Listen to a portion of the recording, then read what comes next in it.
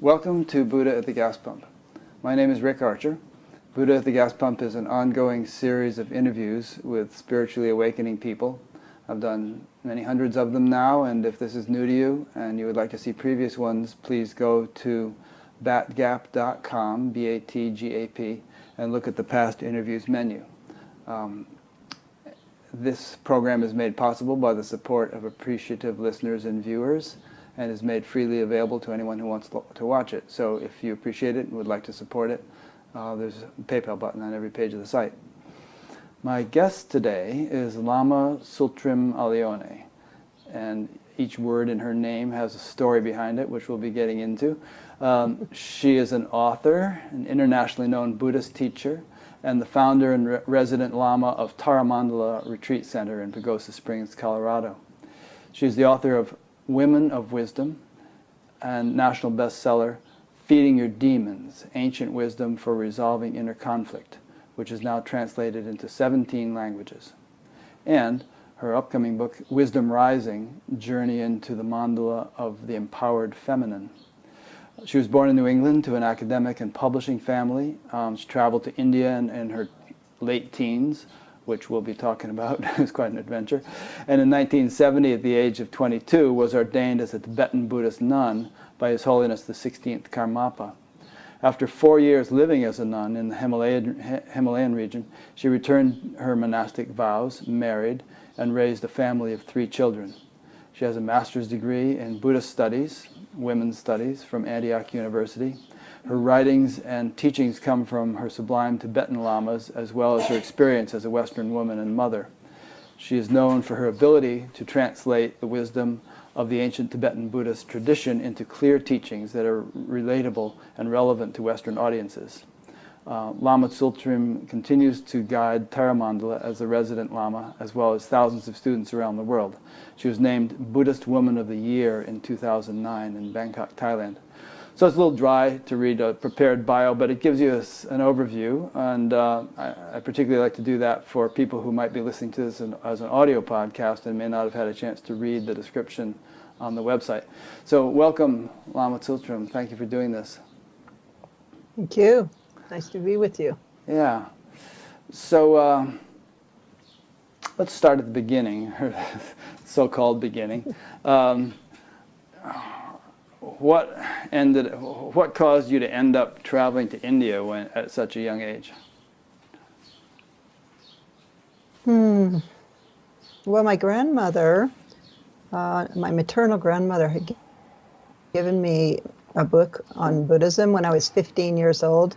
She was quite an extraordinary woman, the 5th woman to get a PhD from Harvard, Radcliffe, in philosophy. And so she was interested in Buddhist philosophy.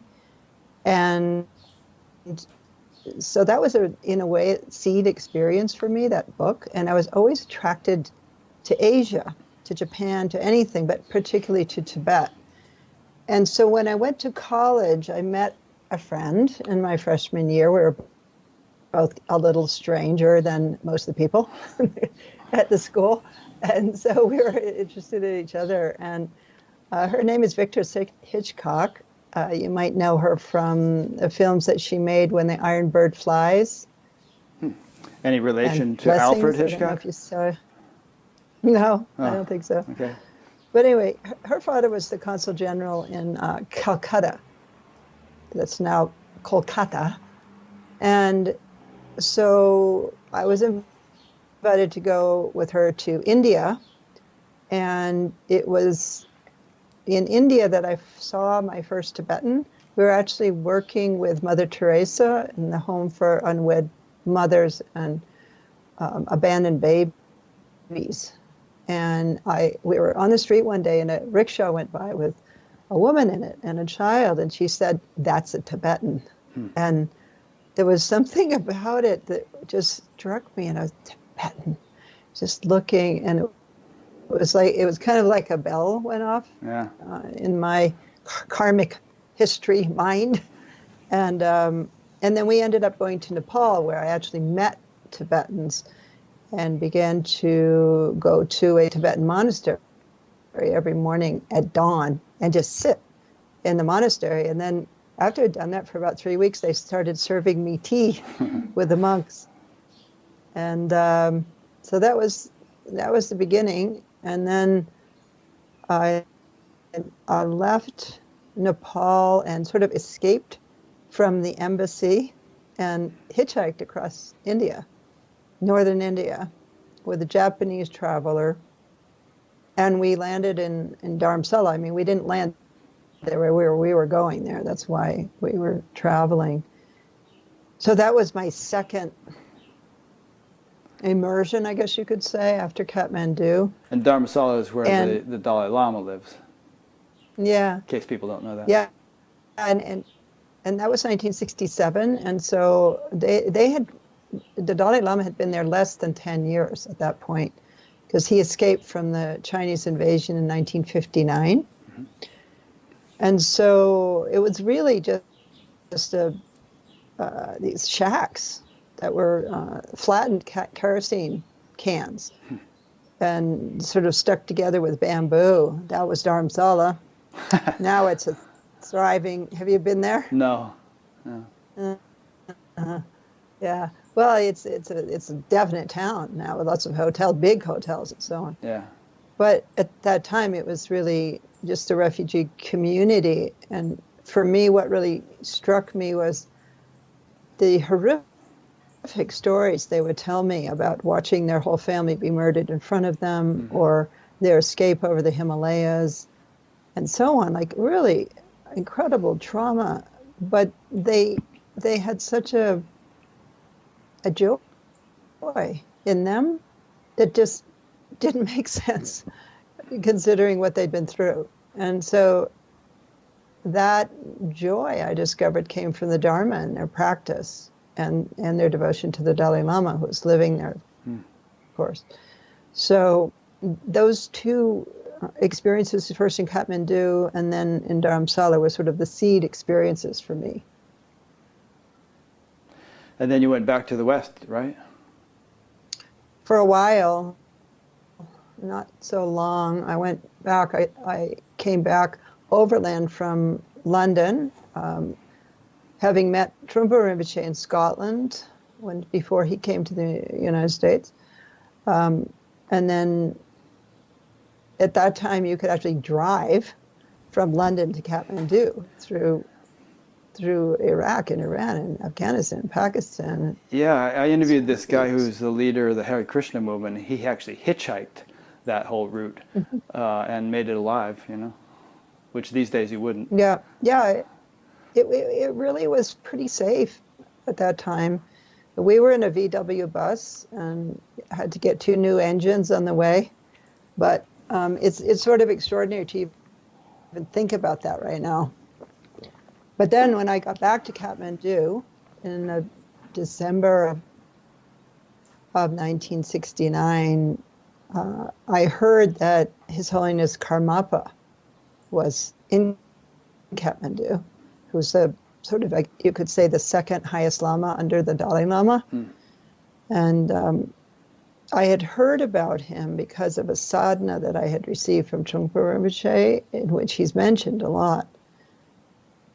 But my friend Vicky, who I'd gone to India with earlier, had told me that she'd met him in Sikkim, in Rumtek, which is a small Himalayan kingdom north of Darjeeling, Calcutta. And she said, oh, he's really fat and he wears a gold watch. And so that immediately put him out of the running for potential gurus in my mind. I don't want a fat guru. And of course, if he has a gold watch, he couldn't be spiritual. And so I was refusing to go see him, and everyone else was going to see him and basically blown away by his presence. And so I eventually went. My friends convinced me, and I went into a crowd, a big Tibetan crowd at the top of this little mountain in the center of Kathmandu, where there's a stupa, which is a sort of reliquary, big. It's like maybe 3 stories high, with a white, sort of like a large white skirt coming out from it. And So he was there, and he was giving what's called the Black Hat ceremony, which is a very ancient ceremony that he's been doing for many lifetimes. And in it, he goes into samadhi, and he does 108 recitations of the mantra Om Mani Padme Hum,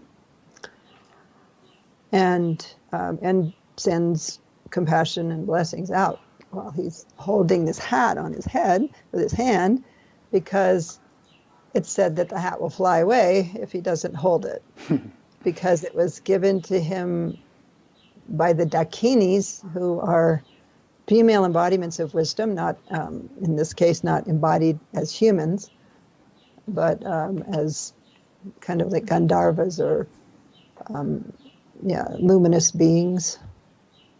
And so I want what to ask you a happened to me question was here. May I I ask a watched- question? Yeah. I remember you telling a story that in Buddhist legend, the Buddha was born from his mother's armpit because, it was too impure to be born, the usual way. And, that made me think, well, I guess you have to treat all these legends as myths, because obviously he wasn't born from his mother's armpit. So when you hear stories about, all these different stories and legends and everything else, how literally do you take them? That's a good question, because there certainly are a lot of them. I do take many of them as legend or myth, but I've also happened to have witnessed in my own life actual miracles that I wouldn't have thought could happen. And so I also am open to the magic or that mythic level of experience. Yeah. That's a good answer. I mean, we've all read Autobiography of a Yogi, and I kind of like feel that a lot of that stuff, if not all of it, is possible. But I have a little bit of a skeptical attitude. Like just today, somebody emailed me and said something about practice of yoga is going to make you immortal. And I thought, okay, great. Show me some provable examples. So there's a sort of blend of skepticism and credibility. Yeah, openness. Yeah, I think that's important, and yet it's also important to be open to the possibility of things that we in the West think couldn't happen happening. Yeah. Because I think if we don't hold that openness, we probably won't encounter them. Yeah. And not only we in the West, but maybe we in this age. Maybe this age has gotten a little crude and it's not as conducive to these sorts of things happening as a more ancient age might have been. Yes, although I've witnessed them in my lifetime. So. Oh, tell us some of these things you've witnessed. That was kind of a tantalizing little hint there. What sort of things are you referring to? Well, I saw a Lama imprint his hand into a rock, like it was butter. And I actually have the rock. Oh, cool. And I had given him the rock, so... so you knew it didn't have a handprint? Yeah, no. It didn't. And the interesting thing about it was when I had given it to him, he was here at Taramandala, and I had heard that he did this, and I thought it would be a blessing to have a relic like that at Taramandala. And so I had given a rock to his sister, who's a nun. He's a monk, and said, would Rinpoche possibly imprint this as a blessing for our temple? She took it, didn't say anything, and days went by, and then there's a certain day, he was here for maybe 3 weeks, and there's a certain day where I was coming back from doing this practice in this hidden meadow at Taramandala, where we were doing a certain fairly secret practice. And I thought, that rock I gave was too small, because it was only about that big. But it had this frame around it, and I thought that would be perfect, for like a thumbprint or something. And then I thought, but if I gave him a bigger rock, he would do his whole hand. and I should really, you know, I should get a bigger rock. And so I stopped and picked one up by the side of the road. And then when I got there, I gave it to his sister, and she said, "No, it's not auspicious to change it now. You already requested it with this rock," so I let it go. And then, shall I tell the story about how this happened? Yeah, why not? Okay. I mean, everybody's going to be like frustrated if you don't continue now. Okay. Anyway, so we had lunch, and he was in a very altered state. At that time, we didn't have any buildings at Taramanda. We were just in tents. And so we were sitting outside the tent after lunch with all the dirty dishes on the table and so on. And then he was in this kind of altered state where he was singing Dzogchen poetry. Dzogchen's the highest nature mind teachings in the Tibetan tradition. But it was all rhyming, and I was kind of like, how is he doing this? You know, it was going on for like a half hour. And then I noticed he had the rock in his hand, and then he said, "Go and get people with faith." And so I ran up to our outdoor kitchen and tried to figure out who had faith, told them to come. And so maybe about 20 people came, and then he had it in his hand, and he was kind of like moving it back and forth, and then all of a sudden he just went, "Pet," which is a seed syllable sound, and then he looked at the rock, and sure enough, that his thumb had gone into it, maybe about a quarter of an inch. And then he looked at the back, and you could see, you know, like on the back where he would have held it with this finger. Yeah. It was kind of seared, like it looked like the rock had been seared. It was lighter in color, but hadn't gone in very far. And then he said, "Oh, there was someone here without faith." Because if everyone had faith, it would have gone in on both sides. And I thought that was really interesting because it showed me the matrix or the container for this to happen in required faith. And that's kind of what we were talking about before, of like to have that openness to the possibility of something unusual happening. And the other thing that was interesting about that was he showed it to me, and he showed it to everybody there and blessed them with it. And then he said, "I want to keep it for a few days and put the blessings into it." And that was another interesting thing for me, because I thought, well, isn't it already blessed? You know, isn't that enough? But my understanding of blessings is it's almost like a substance that can be put into an object, and then that object has blessing power. Sure. And so he did keep it for a few days, and I still have it. And so that's an example. Okay. Oh, that's interesting. Do you have any idea what the mechanics of something like that would be? You know, I mean, on the level of physics, it would be hard to explain, but, you know. Yeah, that's an interesting question, because my son was a scientist at that time on a PhD track in microbiology, and not interested really in the Dharma. And he came to visit me right after this happened, and I showed it to him. And he knew scientifically what would have had to happen for that to happen. And it just blew his mind that, you know, knowing what would be required scientifically. And in that moment, his mind turned to the Dharma. And now he's done 4 years of solitary retreat. He has he's on a PhD track in Buddhist philosophy now and has an MA already. And otherwise he would have been a scientist.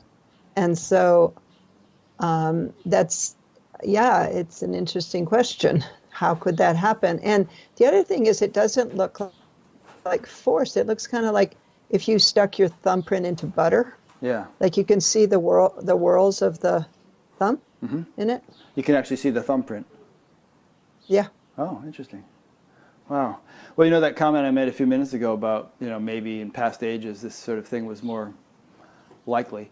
Some people say that the ambient level of consciousness in the world kind of suppresses the possibilities that might otherwise be lively, and that in a world in which a higher level of consciousness was prevailed, most people, or many people, would be capable of these kinds of things, and they would just be part of human ability, and we'd take them rather matter-of-factly and not make a fuss about them. They would just kind of be, we'd have all kinds of abilities that would just sort of be normal because they were common. In the field, I think that we live in a field of course, the field of nature and our environment, but also we live in the field of each other's thoughts and each other's minds. And, we certainly see this in a relationship with anybody, that the relationship with them and at what level you can communicate really depends so much on the field of both of those people. Yeah. And so it kind of reminds me of the title of your program, The Buddha at the gas pump. Would you recognize the Buddha at the gas pump if you met him there?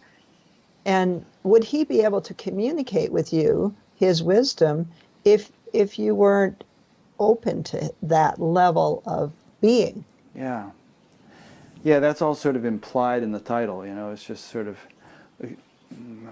extraordinary people in ordinary circumstances becoming more and more common in today's world, at least hopefully, and the implications that might have for the world. Yeah. Yeah. Okay. So let's get back to your story. So there you were, coming overland in a VW bus. I'm sure it's not something that you and I would want to do at our age, but it's the kind of thing we did when we were that age. But you ended up back in India, and then what happened? Well, then I did go to see the Karmapa, as I was. Oh yes, right. Telling you, and experienced this black hat ceremony, and and then went sort of in the wave of humanity that was squishing their way to the front to get a blessing with him. And you sort of funneled into this single doorway, and so it ended up being one by one. But there was lots of pushing and jostling and being with the Tibetans and their big, wool chubas and so on. But anyway, so I ended up in front of him and looked up, and he smiled, this amazing smile, just kind of like the biggest smile I've ever seen in my life. Still now, I haven't seen another smile like that. And then he said something to this Bhutanese doctor who was his translator. Didn't say anything to me. And then I went on, with the crowd. And then a few days later, I started having this feeling that there was something I was supposed to do. And it was to find my guru. But I was sure it wasn't him because he was fat and he had a gold watch. And that disqualified him. Yeah. But anyway, then I decided it was this yogi who was up at the mountain where the Karmapa was. And so he took me to his room, and, I was sort of asking him to be my teacher. And then he took a picture of Karmapa from the shrine, and he said, "No, it's him. This is Karmapa as your guru." And so I thought, yeah, maybe I'm just being kind of limited in the way that I've dismissed him. And so then I opened, as we were just talking about, to that possibility of him being my teacher, and eventually decided that I would request ordination as a nun. And so I went to him one morning and made that request, and he looked at me with this long, silent look, and I was looking back at him, and it was like he was reading my whole karmic history. And then he nodded and he said, "Yes, I will ordain you, but not here.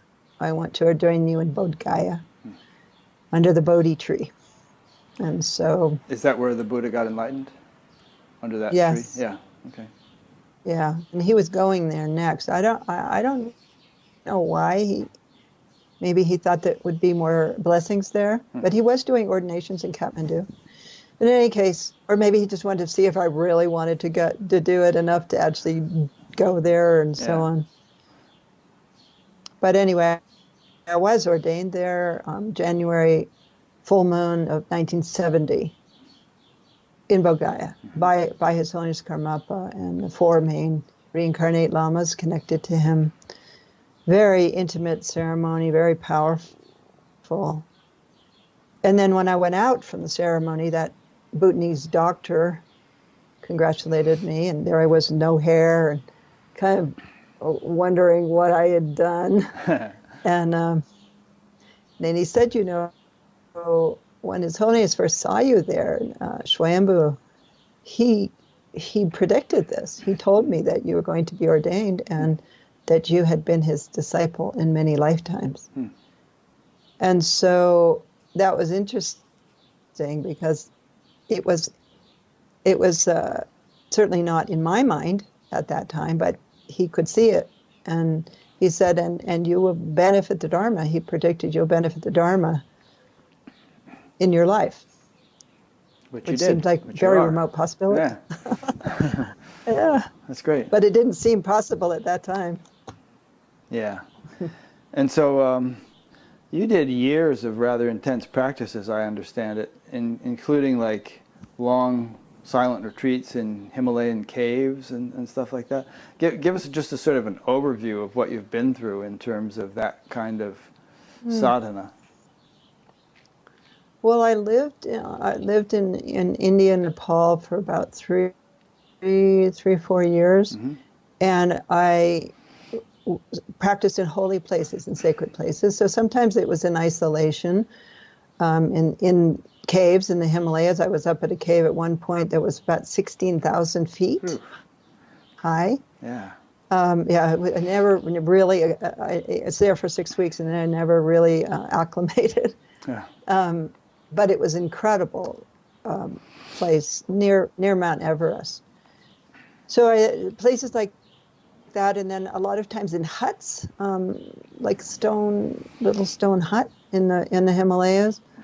I also practiced in Bodh Gaya and Sarnath and some of those sacred places. And my practice was combination of the traditional Tibetan preparatory practices called Nundro, which means that which goes before, which are quite rigorous to do, involving, for example, 100,000 full-length prostrations, and going pretty fast. It takes 20 minutes to do 100. And so you can imagine how long that takes. You do 100. You couldn't possibly do 100,000 consecutively. No. Over a period of a month or something. Yeah. It must get in great shape physically doing that. Yeah, I could do about 1,000 a day after I got going. Yeah. Some people can do more than that, but I decided just to do 1,000 a day. So my practice was that, and also shamatha practice. I was trained by a mountain yogi in a progressive form of shamatha practice, which begins with quite simple practice of being with the breath, and then gradually goes more toward nature of mind, looking at mind. So it's more meditative, practices. Inward kind of thing. Yeah. Yeah. Do you feel that those physical things, such as the 1,000 prostrations or 100,000 over the course of weeks, and you sometimes see these people going on pilgrimages where they prostrate their way all the way up to Mount Kailash or something, over hundreds of miles. Do you feel that those are really meritorious? I mean, in retrospect, over the course of your whole life now, looking at all the things you've done and all the things you've seen, do you feel like people really derive a lot of spiritual benefit from those? I still do prostrations every day. Okay. I I like it. I mean, I'm not doing 1,000 a day, more like 100, Hmm. or sometimes less than that, depending on my time. But what I experience with prostrations in particular is because you go all the way down, it's almost like a massage of your subtle body Uh-huh. as you go down and up, and it is very strengthening, physically strengthening. Plus, it's tied to meditation, Right. and I haven't done that kind of practice. In Bodh Gaya, I've done it around the Bodhi tree, a full prostrations, on the ground. But I think the people I've seen that are doing it are just glowing. Hmm. I met people in Mount Kailash who were doing it, and I think it's very purifying, it's strengthening, and the devotion and so on that it is required is meritorious. Yeah, it must. I mean, it takes tremendous determination and dedication to even do such a thing. It also seems to be symbolically that you're, I don't know who or to whom or what you're prostrating, but it seems like it must attenuate the ego somehow and culture humility. Exactly. Yeah. It's let's say it works with pride. Mm-hmm. And it's quite a complex visualization that you're doing when you're doing As it. you You're do not it, just yeah. throwing yourself on the ground. Okay. No, so there's a whole mind yoga with it as well. So it might be something good for Donald Trump to take up and do every morning instead of watching Fox News. If only, right? Yeah. Okay, so I want to keep going with your story, but I don't want to devote all our time to that because your book is very interesting and we want to talk about the points that it brings out in that. So, given the amount of time we have and the overview that you must have in mind of the things you consider most important, let's budget our time and, kind of touch upon the most important aspects of your life story, but also save plenty of time for the things that you bring out in your book. So how shall we proceed with that in mind? Well, maybe I could talk, or you could ask me a little more questions about my life and the salient points Sure. that relate to what has become this current book. Uh-huh. Okay. Or what parts of my life you know something about it now you think would be interesting Yeah. and useful to your listeners. Well, people might be wondering why you disrobed and how you ended up having children and all that stuff. And as I understand it, disrobing is not that big a deal in the Tibetan tradition. It's not like you're sort of cursed and fallen. It's sort of like, okay, you did your time in that, and maybe it's time for a new phase. Yeah, I mean, they do call you a fallen nun. Oh, do they? Oh, well. But that was an interesting thing for me. It was how would they approach me when I went to give my vows back. So I'll just give a little background of why I decided to do that. I did actually love being a nun, and I was very happy. But I felt like if I did that my whole life, I would start to be repressing aspects of myself, like my sexuality, and that wouldn't necessarily be healthy for me. Mm-hmm.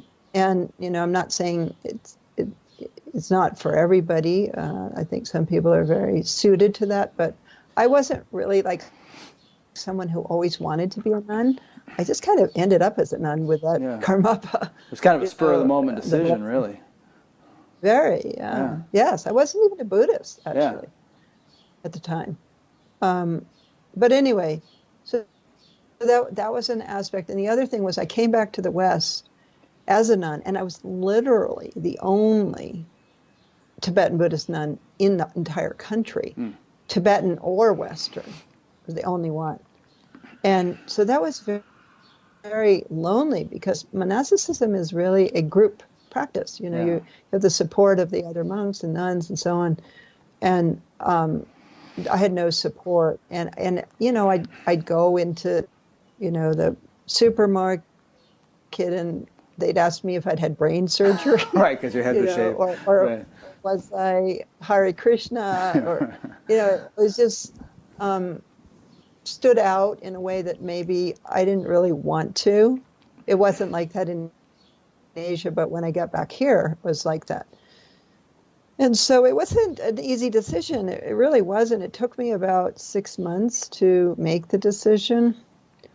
But then I finally did, and I returned my vows to Kampa Rinpoche, who was a great Lama, who was also a monk, in Kashijung, which is in the Kangra Valley in India, not far from Dharamsala. And he said to dedicate the merit of your time as a nun to benefit all beings, to the benefit of all beings. Instead of saying, you're a bad girl, you know, you broke your vows. It was like, no, take all that positive energy you generated, offer it out, and then go on. And my actual teacher at that time, who's not a monk, so he couldn't receive the vows back, but he said, you know, of Guru Rinpoche's 25 disciples, and Guru Rinpoche was the being who brought Buddhism to Tibet. Of his 25 disciples, there were only a couple of monastics, and they impacted Tibet as practitioners till now. And so don't feel like you can't follow your path as a lay person. And so I did some practices, some purification practices, because I did break my vows. And then I sometimes I say I got pregnant 5 minutes after. Yeah.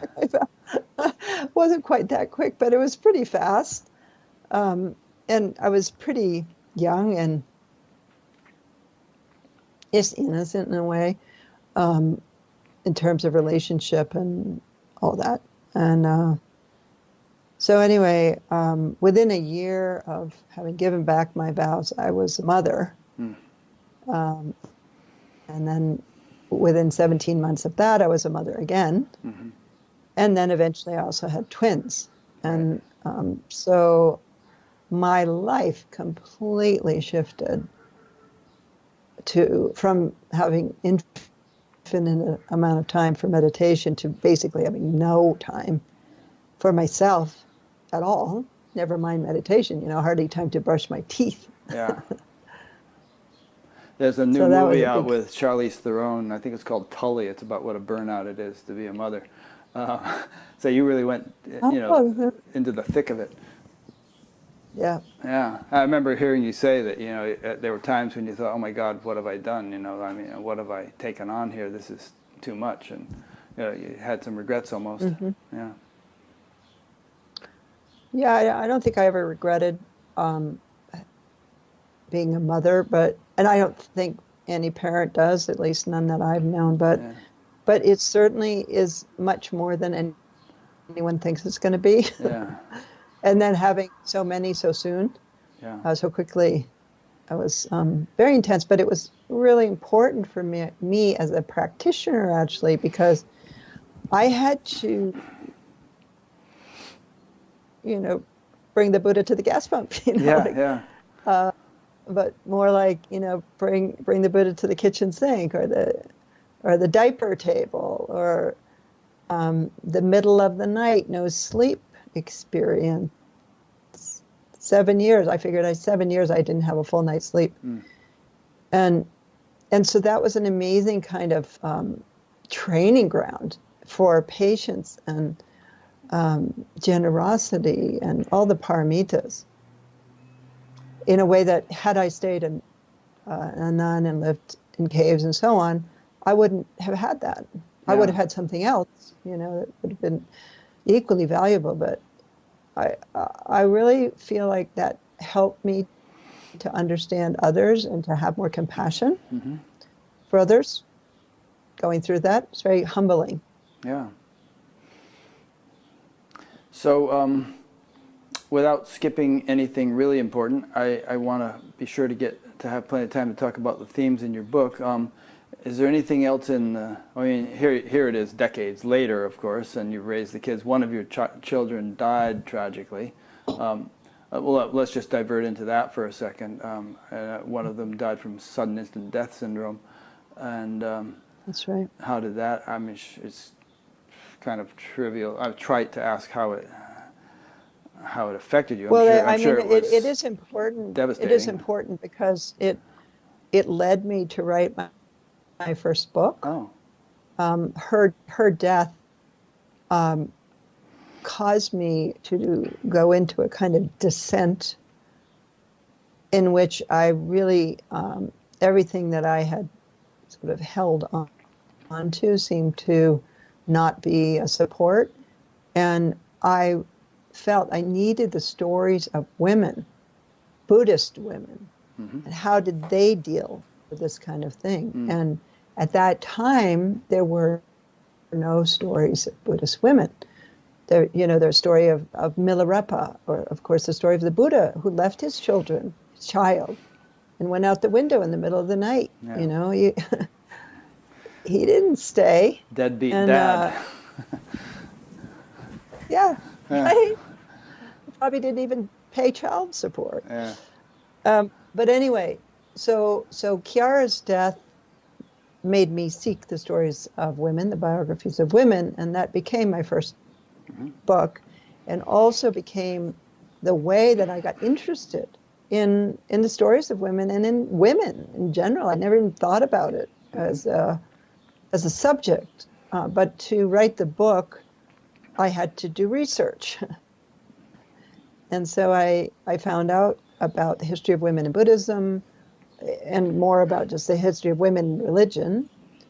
And it raised my awareness, my consciousness, as we say, about women, and gave me a tremendous appreciation of women and the feminine principle. And so in a way, that experience, which you brought up, was really seminal in terms of this current book, and also a lot of what I've done in my life in terms of women and the feminine. Yeah. You told this story about how when you were a nun, you and the other nuns had to sort of sit behind all the male monks, and even the little 5-year-olds who were all fidgety and not paying attention to what was going on, but you had to sit behind them, and then all the lay people sat behind you, and they weren't really into what was going on. They were all chit-chatting and having a party while it seems so sexist in terms of the things that we're waking up to. It is sexist. Yeah. And it is one of the vows of the nuns to sit behind the monks always. Yeah. Yeah. There was a cool story about how you were riding in a car with a Buddhist teacher, you'll know his name, and you were haranguing him as you were going along about this inequity, I mean, between men and women in Buddhism, and his what was it? His sister in the back seat was like, yeah, right, yeah. And then that really brought about some big changes. Anne leg. Yeah. But that really set the ball rolling in terms of some significant change taking place. Yeah, that was interesting because he went back to Tibet, and this is the same Lama that imprinted his hand into the rock, by the way. But anyway, yeah, and he made changes in Tibet and came back the next year and very happily reported to me that he had created a college for women so that they could get the same level of degree that the male monks could get, and it made a lot of similar changes. That's great. I mean, my impression is that there's a lot of valuable stuff in the ancient traditions, but if we just accept it all blindly, we are going to perpetuate a lot of stuff that is not valuable. And so we really have to sort of pick and choose and reevaluate our assumptions and analyze these things and see if they really hold up, because a lot of the stuff just might have been a bunch of crusty old men imposing their misogynist attitudes and establishing some tradition which has no spiritual merit to it whatsoever. Yeah, yeah, it could be crusty young men too. Crusty young men, yeah. Struggling and straining and against that to which they are attracted. Yes, and making the women the problem. Yeah, very good point. Yeah, I mean, there's so many stories of monks being tempted by women and then blaming the women. Like, the women are the big temptress. So how about their self-discipline and discrimination? Yeah, and I don't know if you remember the beginning of my book, but I talked about the split between spirit and matter, and traditions that emphasize transcendence and the disembodied spiritual have traditionally associated women and nature with the non-spiritual. And so actually, I love that part of your book, and as soon as I started reading it, I thought, oh boy, this is great. I had no idea what your book was going to be about, but I love that topic, and I think I'd like to talk with you about it for a little while, because I think it's extremely important and relevant to the very continuation of the human race, actually. Yes. Yeah. Yes. I feel that way too. Yeah, let's get into it. Yeah. So spell it out for us. I could elaborate, but you can do it better, and it's your book. So kind of lay out the whole premise there. Well, historically, women and nature have been treated in a similar way. So when women have been respected, nature has been respected, and vice versa. And so in our patriarchal religions, which is pretty much every world religion that we have today, generally women and nature have been considered an obstacle to the divine, to the transcendent experience, which is disembodied. And women and nature have been considered obstacles on that path to that transcendent divine experience, and therefore denigrated and considered to be lesser than in the religion. And so the result of that is that women and nature have been considered something that men should control and use and abuse if they want to. And so what this has led us to is the ecological situation that we're in today, as well as the situation of violence and harassment and abuse of women. And is it okay if I talk about Trump? Of course. I mean, okay. I'll get some flack for it, but I don't care. Okay. Well, I mean, he's just such a good example of this. I can't resist. Because his attitude toward nature and his attitude toward women is the same. It's true. You see him pulling out of the Paris Treaty. Climate Accord. See him, I don't even have to enumerate what he's doing to the ecological situation in the earth, and then what he's doing to women. And so, I'm not speaking politically. I'm speaking as an example of what I'm talking about. Yeah. Whereas historically in religions, like in some of the Native American tribes, women and nature were considered sacred and esteemed. And it was the women, the grandmothers actually, who made the main decisions in the tribe. And then nature was always treated with great respect and called the mother. Yeah. And so that's a different experience. And within that experience, both I see this in two traditions I'm fairly familiar with, which is the Native American tradition and also the Bön traditions, which are pre-Buddhist Tibetan traditions. There's a deep recognition of the reciprocal relationship between nature and human beings, and the need to treat them as sacred, and women as well. And I talked about that in my book, with that story of Bertha Grove. I don't remember that one, but and people Okay. listening won't have heard it, so go ahead. Yeah. So when we moved to Colorado, to the 700 acres of land where I live now, I wanted to make contact with the Native American people whose land it really was. And I had really synchronistically met a woman at a gathering in Texas a couple of months before we moved here. And her name is Bertha Grove, and she's a plant spirit healer and a medicine woman in the Ute tribe. And so when I got here, I contacted her. And she came over to Taramandala, and we started doing sweat lodges and praying for, I asked her, when we want permission to do what we're doing. I want to be in accord with the spirits of this land and so on. And then I started studying with her, and she taught me about this because I was studying herbal medicine with her.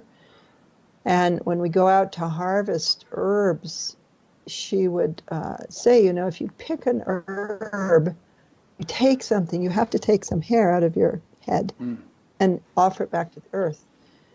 Partly in exchange, but also because when you pull that out of your head, you feel it, and the earth feels it when you take something from her body.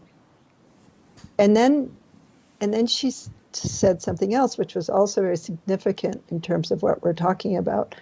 He said, when you harvest medicine, you always ask permission, and then you don't take the best plant. You don't take the biggest flower or herb or whatever.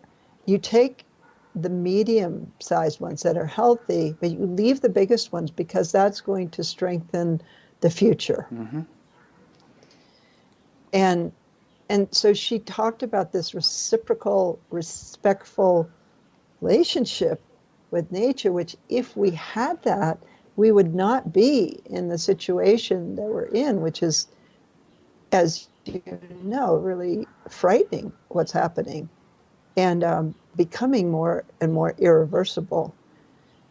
So I say all that in terms of what we started talking about of women and nature and these different kinds of spirituality, one which is transcendent and one in which the divine is immanent, meaning in the body or in our life, in nature.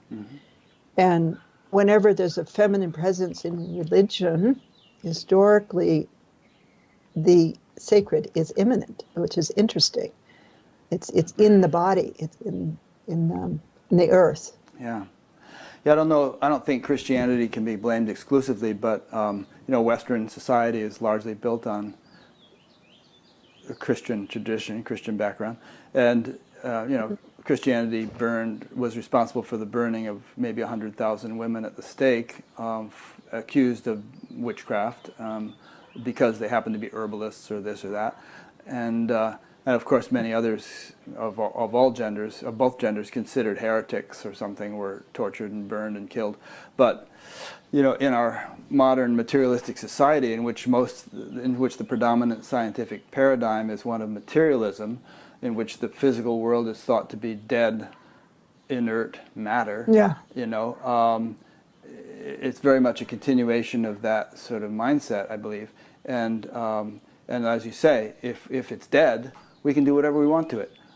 It's ours we have dominion over the earth and so on and so forth, and it's there for our pleasure, for our sustenance, for whatever. But actually, I always like to say this. I'll make this brief. That science has also, despite its materialistic attitude, revealed that there's, if you look at it this way, infinite intelligence lively in every single particle of creation, a marvel of laws of nature performing the function of every atom, every molecule, every cell, and everything. And so, if you think about what that intelligence really is, you can see, even through the window of science, that the divine is immanent in creation. That it's all just divine, the display of divine intelligence. So there it is, and obviously if you are abusing and misusing that, you are abusing the divine. And so, this understanding is a little bit new to me. But a lot of people say, well, "What do you mean by the divine feminine?" And a few interviews back, it really hit home, and I thought, well, obviously the divine feminine is this sort of this omnipresence of intelligence in all of creation. And if that were appreciated, then the kind of respectfulness that you were just referring to with that Native American herbalist could filter into all of our different sciences and economic endeavors and so on, and we could really transform the world. That's the end of my little riff. Well said. I like your riff. Get off my soapbox. That's a beautiful image of the inherent aliveness and miraculousness of the phenomenal world. In Tibetan Buddhism, we talk about the phenomenal world as the radiance of the ground of being, or the expression of the ground of being. And the ground of being is the Great Mother, which is pure potentiality. Without form, pure potentiality. And then as the ground expresses itself, it becomes radiance, and that radiance is our world, and the world. The not only this earth, but the entire universe is the display of the Great Mother, which is the ground of being, which is pure potentiality, which is emptiness. Yeah. And so that, to me, that's a beautiful way to see our world. If maybe all of you who are listening now are looking on could just look around where you are and experience what you're seeing as the play of your own mind, or the display of luminosity that is effulging from the ground of being. And that's such a different experience. Then there's me, and then there's other, and me and that. Yeah. And even if that is alive, it's still that to me.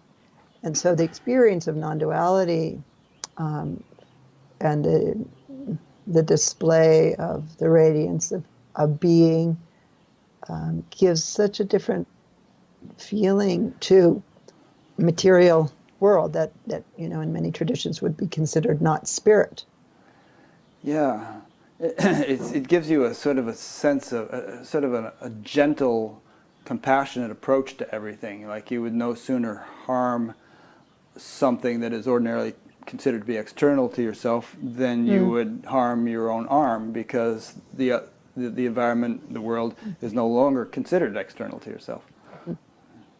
Yeah, and even that word environment, it's like it's saying that you're the main thing, and then there's your environment, when actually you're not the main thing. Yeah. You're a tiny fragment of the main thing. I don't know if you remember that old margarine commercial where somebody was eating something and they thought it was butter, butter, and or no, it was Mother Nature. She was offered this thing, some butter, and then they said, no, this isn't butter, it's margarine. And then she gets really mad. She says, it's not nice to fool Mother Nature, and then she throws a lightning bolt or something. But you remember that? But no, it was back in the '60s probably. But in any case, if the world is, if everything is the divine, if it's all divine intelligence, if that which if some consider to be dumb matter is really divine, then how much tolerance does the divine have? I mean, a mother is tolerant to a certain extent of her children, and that at a certain point she has to discipline them. So, what do you see as the sort of potential or even current disciplinary action that the divine, feminine, mother divine, it may take or may be already taking with those of us who are abusing her? Well, she's already doing it with climate change. Yeah. With hurricanes and winds that we've never seen before, and so on. It's not her kind of retribution, but it's a natural attempt to balance and trying to keep balance within an imbalanced world. And certainly, no one's immune to it. Even rich people are not going to be able to get away with this. Yeah, their little private islands are going to get inundated. Yeah, already are. Yeah. So, that kind of brings us to the theme of my book about fierce compassion and the fierce feminine, which is, I speak about in the book. And I think that's part of what this is fierce compassion of the natural world, which is this natural display of the grounded being. So what inspired me greatly was the Women's March in 2016. Was it 17? Yeah, it was the day after the inauguration. Early 17. Yeah. And seeing, 5 million women and their allies, their male allies, and all kinds of gender allies, right, rising up and being fierce in a way that I haven't seen for a long time. And yet what I loved about what I saw, I mean, I'm in a very remote part of Colorado, so I wasn't in the marches, but what I saw was a lot of humor and happiness in those women who were also being fierce, and nonviolence and non-aggression. So this idea that you can be fierce and hold your ground, stop complaining and do something about it, and yet be embodying the feminine, was beautiful to me and incredible to see so many women standing up to that, and yet having humor with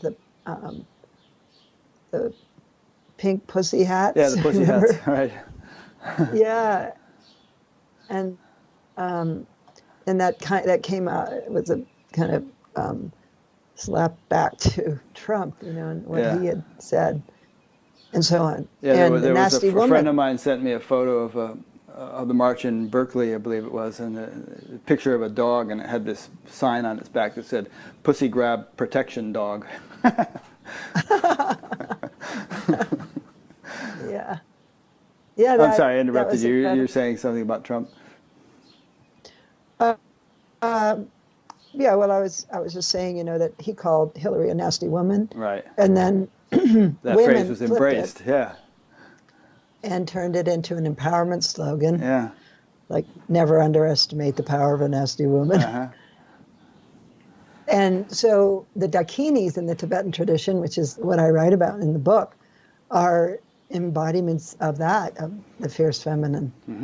And they are dancing, and they're considered, the wisdom dakinis are considered equal to Buddhas in Vajrayana, and yet they're female, and they're dancing, and they hold a hook knife in their raised right hand, and so on. And they're usually stomping on some prostrate man on the ground, prostrate, lying there.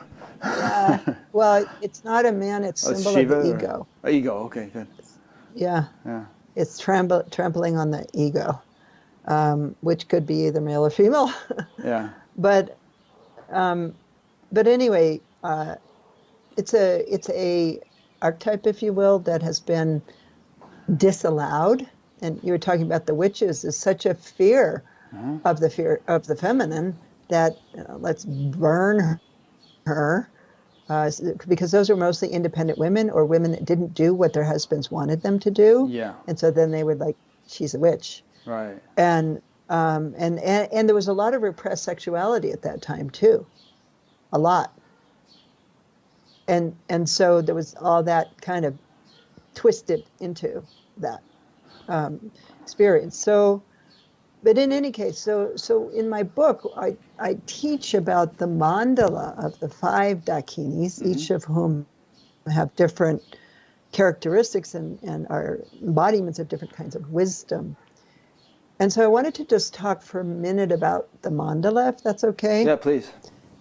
Because that's something really, I think is a very important idea that is known to some extent, but in some ways not deeply enough known, which is why I wrote the book to begin with. Okay. The mandala is a template of wholeness, and normally I think we think of like here. This is a mandala, Right. right, and that's a Tibetan mandala.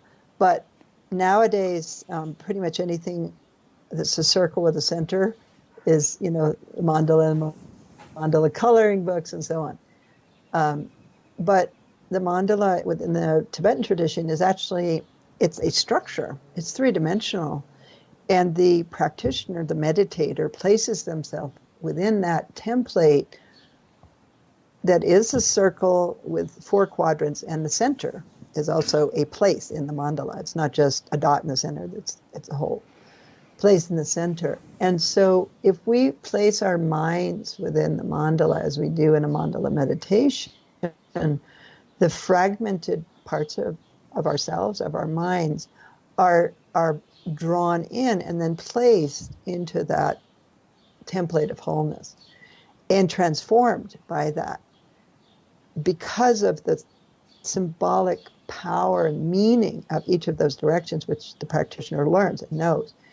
And so it's different than mindfulness, which is bringing yourself in the present moment, very important, and a base for this kind of practice. But it's imbued with symbolic meaning. The East has a certain color and meaning and element and so on, all the way around the mandala.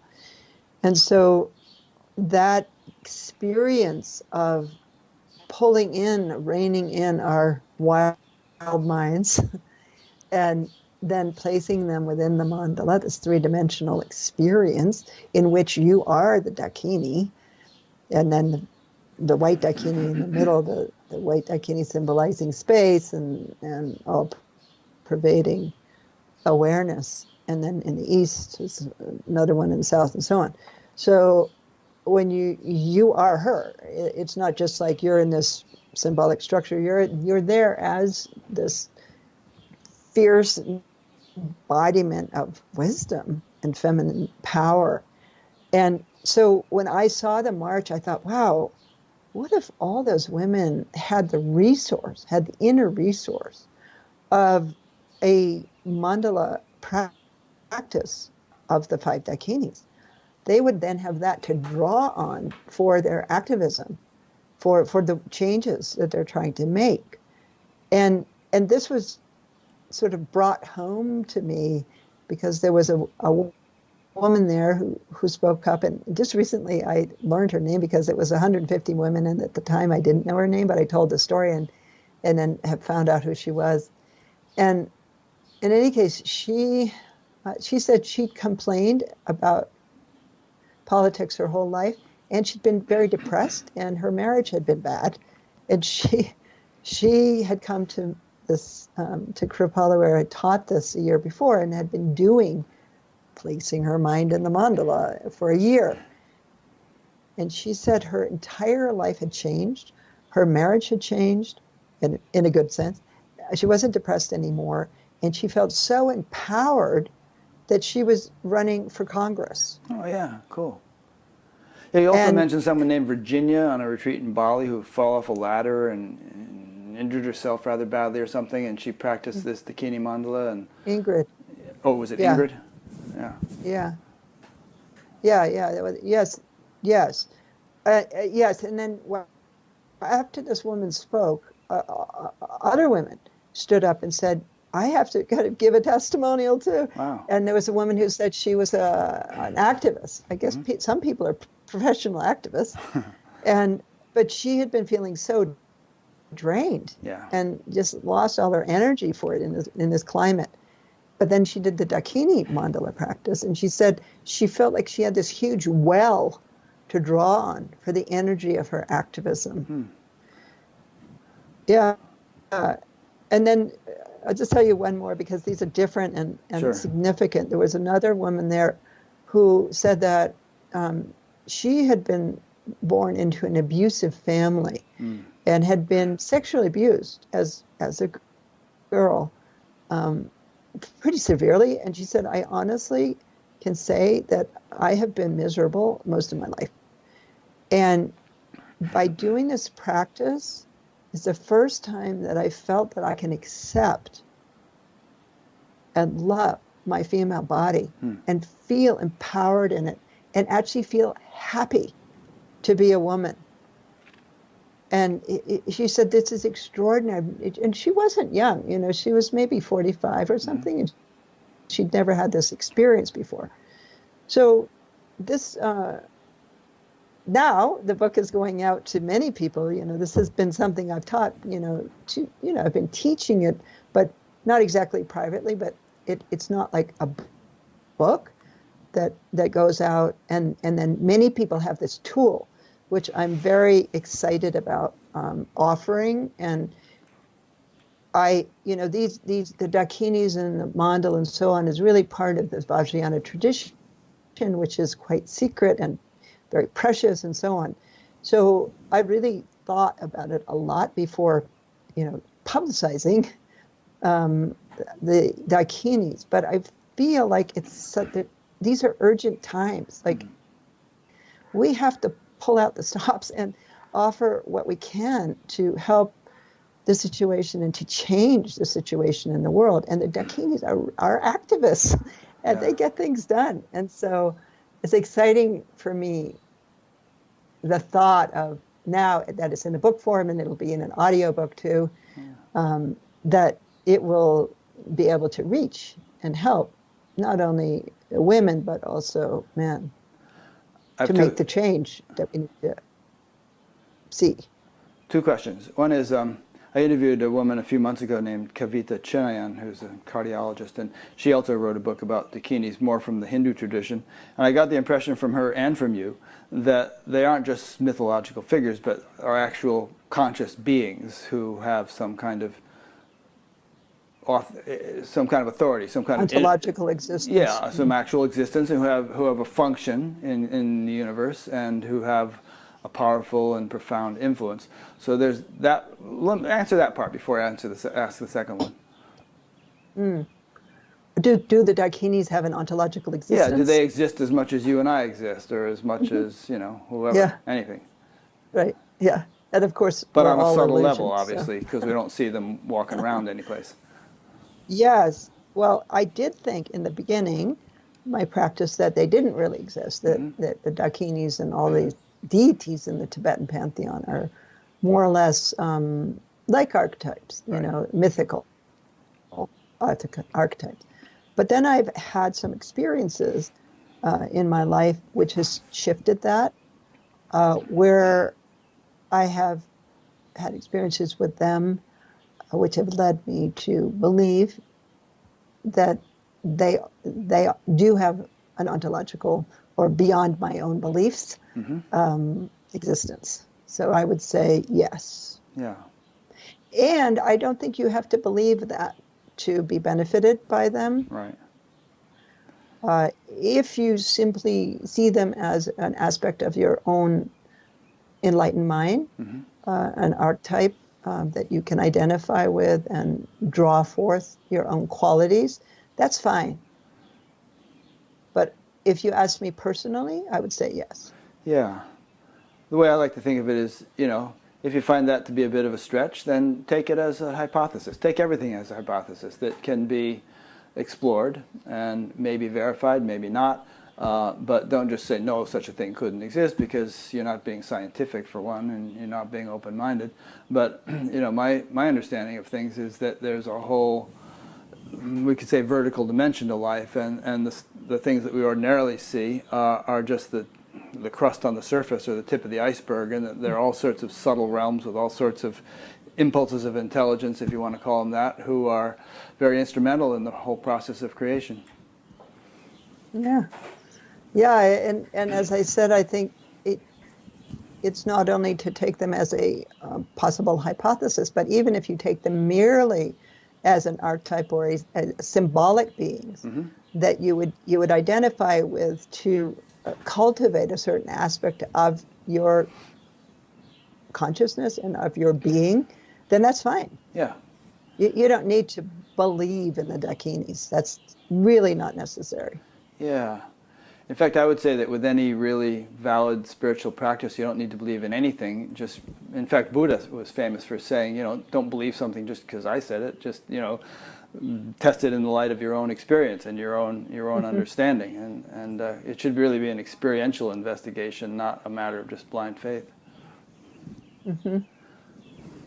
Second part of my question was... what was your second question? Yeah, it's actually a second question, which is, can you learn this this Dakini mandala thing from your book, or do you have to come and take a course someplace? No, it's in the book. Okay, which I didn't finish. But that was another. It's at the end. Okay, good. There's practice of the mandala of the 5 Dakinis, and that was another decision I made.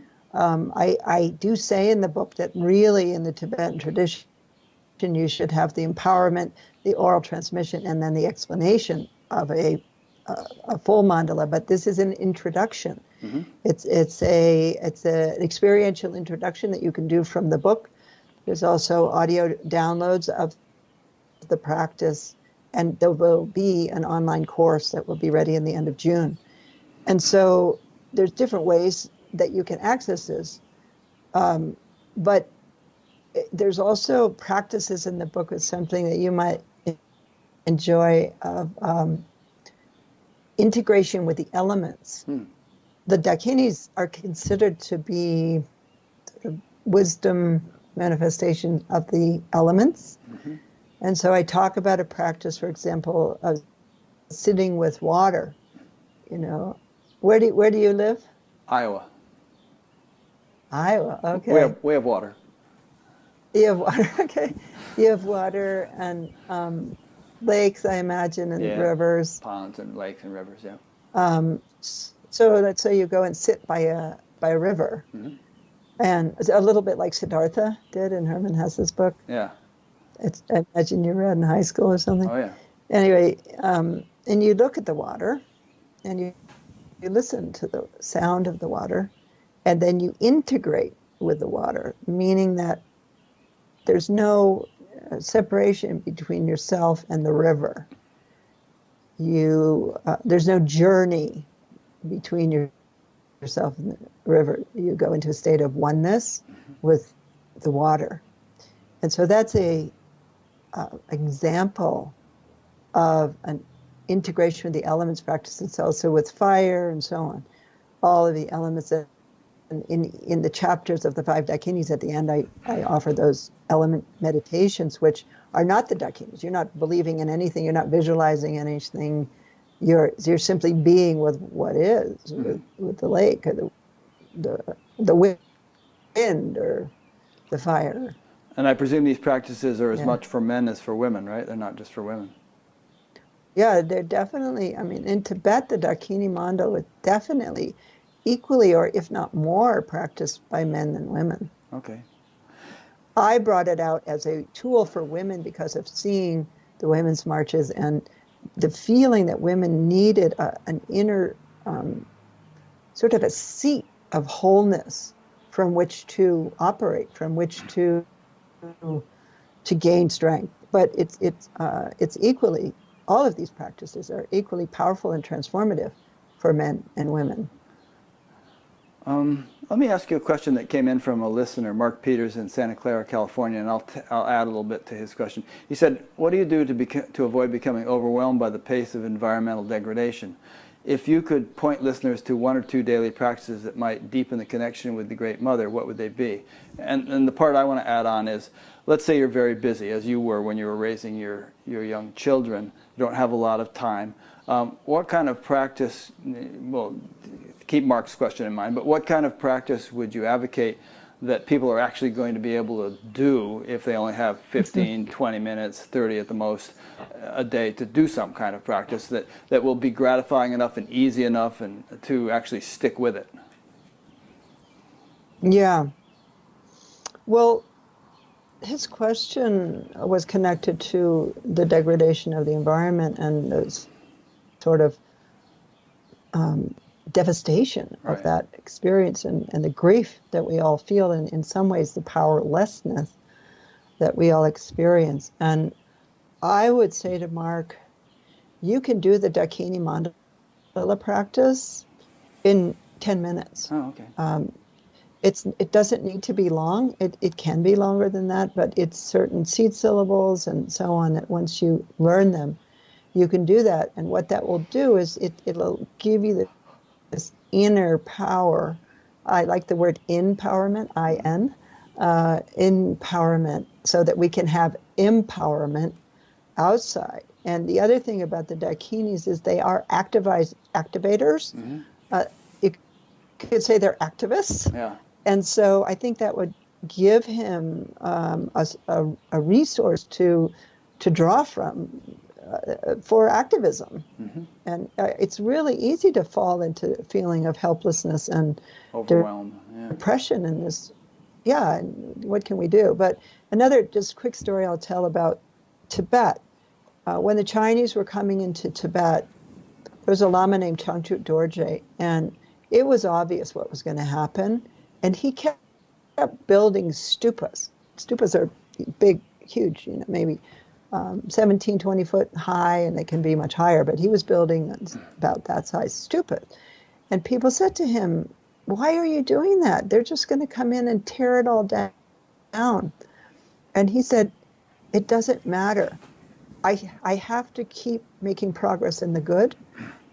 And the merit of that and the effort of that is going to have a positive effect no matter what happens once it's done.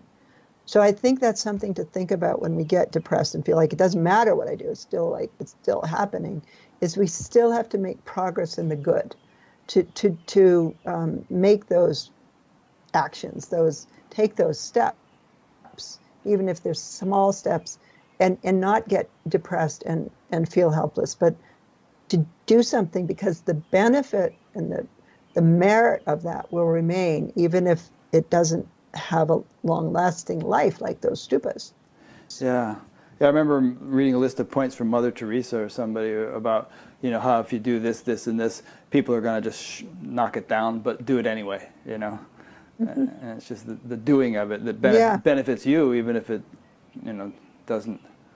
isn't appreciated or it doesn't last in the material realm. Well, and it does have an effect. It does benefit others as well. It does, yeah. Do you need to wrap it up, or do you have time for a few more questions? Some questions have come in. I can do a few more. Okay. So we'll jump around a little bit because these questions are not tightly related, but I'll just like to ask a few. So this is Marie from Colorado. Maybe you even know Marie. She said, I appreciate the conversation about the importance of taking care of the natural world, and it seems like Taoism is one spiritual path that honors this deeply.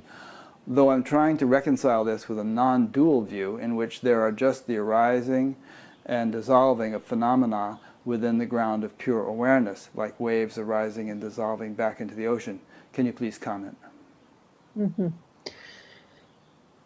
Yeah, so I would comment that you have to separate absolute truth and relative truth. Mm-hmm. So at an absolute level, from a Buddhist point of view, everything's empty.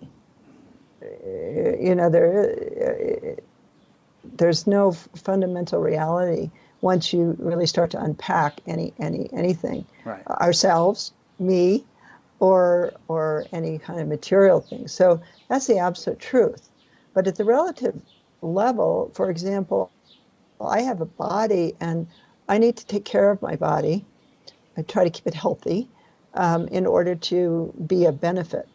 And our world does exist at a relative level. Yeah. And so it's sort of like the difference between, let's say you're coming toward a red light and you're driving. If you stayed in the absolute point of view, you would just like, oh, that's empty. That's this luminous red light and this empty pole that it's standing on. I'll just keep going. Yeah, smash. Yeah, smash.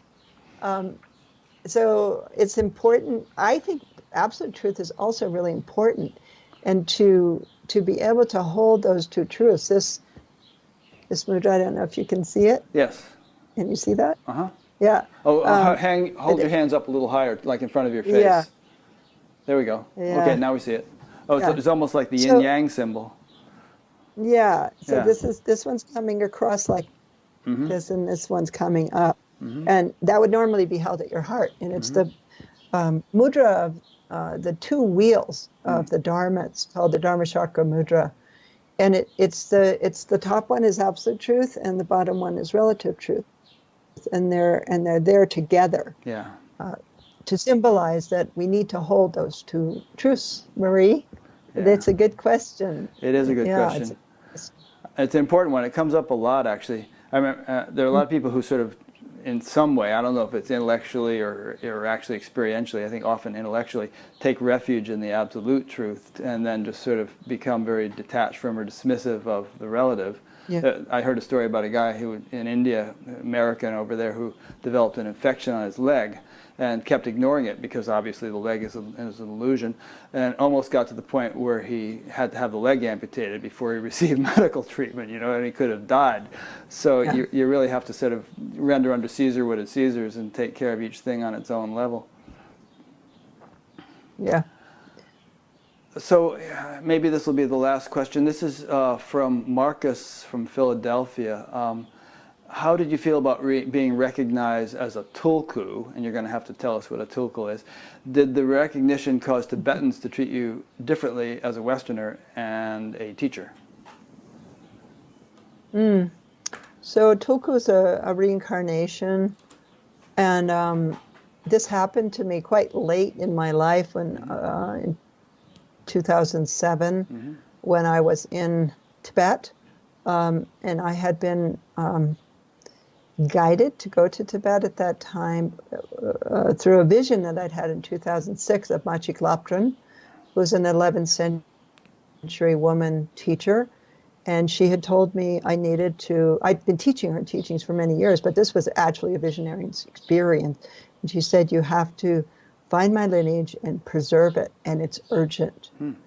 And so I practically left retreat. I was like, just the urgency of it was so intense.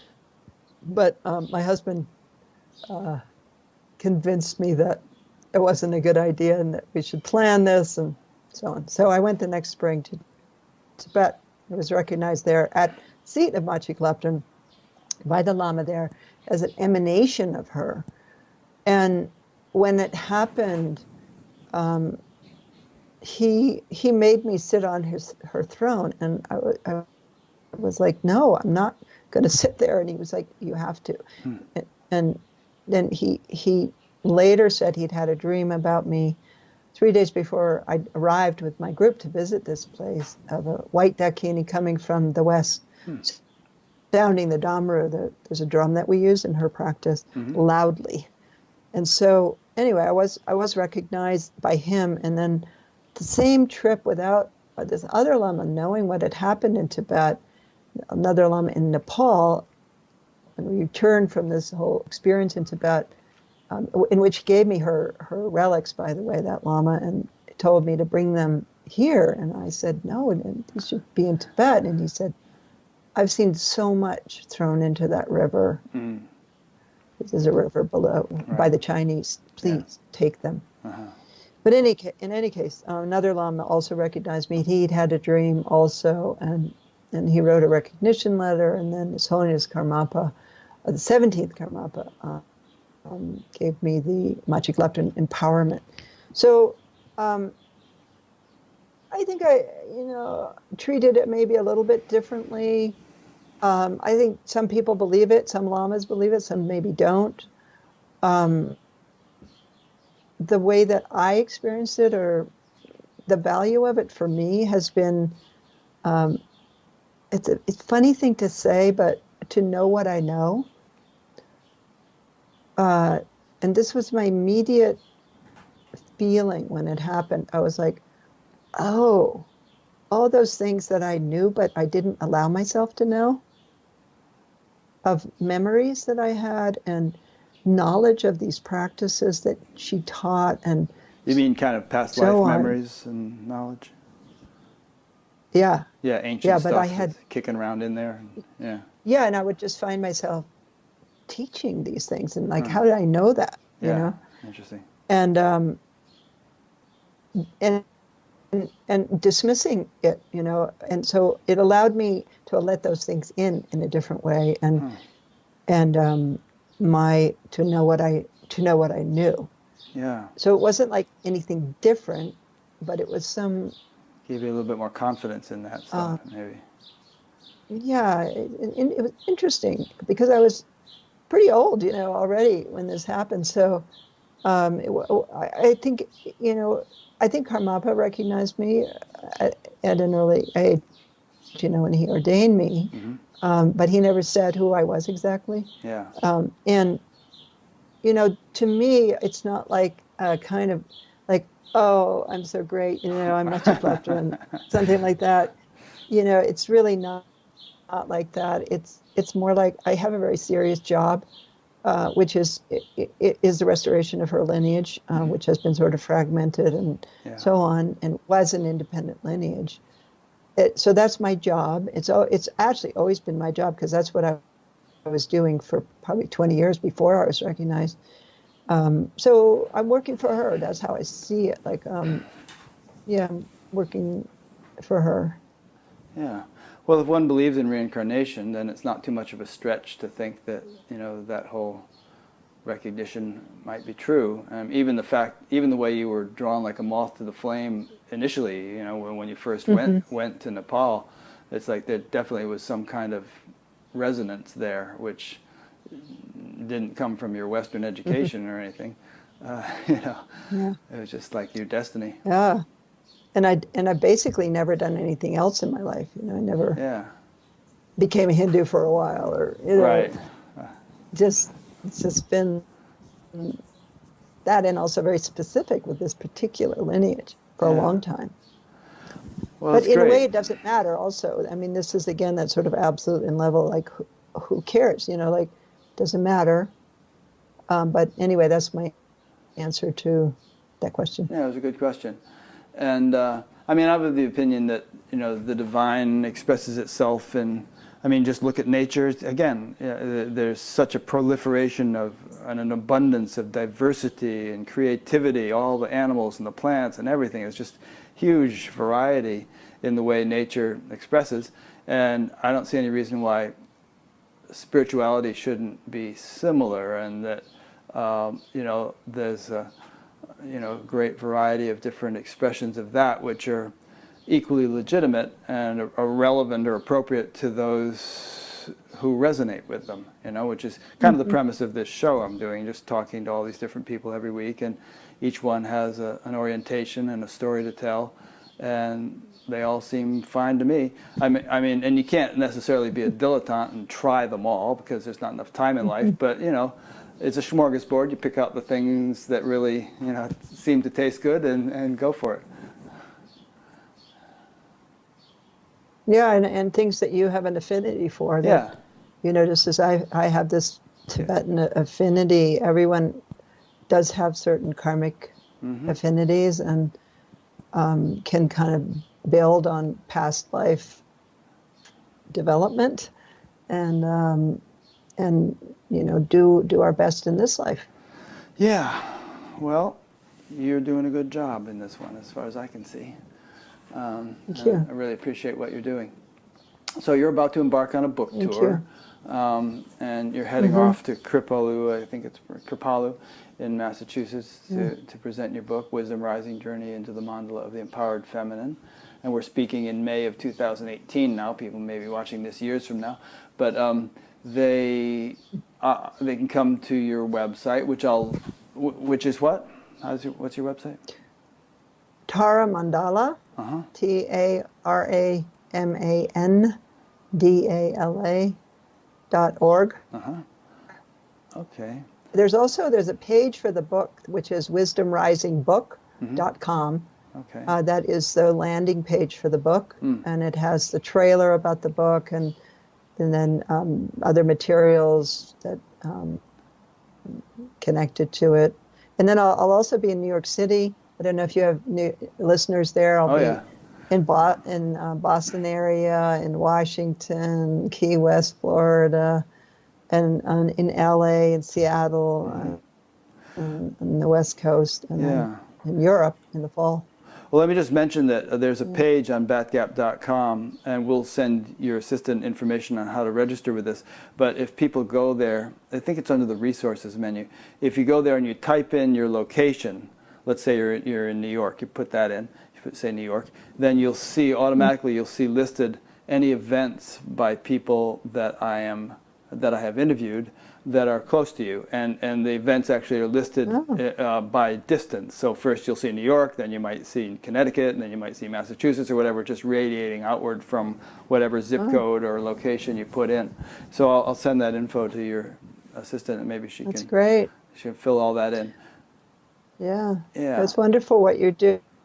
You know, I think you're able to reach so many people this way and offer, you know, not saying that any of the people that you interview have the ultimate truth, but offering all these different points of view that are hopefully authentic in themselves. Yeah, well, we're all doing what we can, as the Beatles sang, and this is something I seem to be able to do that I enjoy. Yeah. So thanks so much for your time, and good luck with your book tour. And I'll be putting up a page on batgap.com with links to your website and your books and a bunch of information about you. And so if people forget what you just said about your, your website and all that stuff, they can just come there, and then they can just follow those links. And as you've said during this interview, there is information on how to do the practices in the book, and there will also be some online courses, and then you're also going around and doing things in person, so people can pick and choose whatever works for them. Okay. Wonderful. Well, thank you so much, Lama Tsultrim. Did I pronounce it right? Tsultrim. We didn't get into the Alione part, but that had to do with an Italian husband. You like the name, so you kept it. All right, thanks. Thank you. Good luck, and thanks for all you're doing.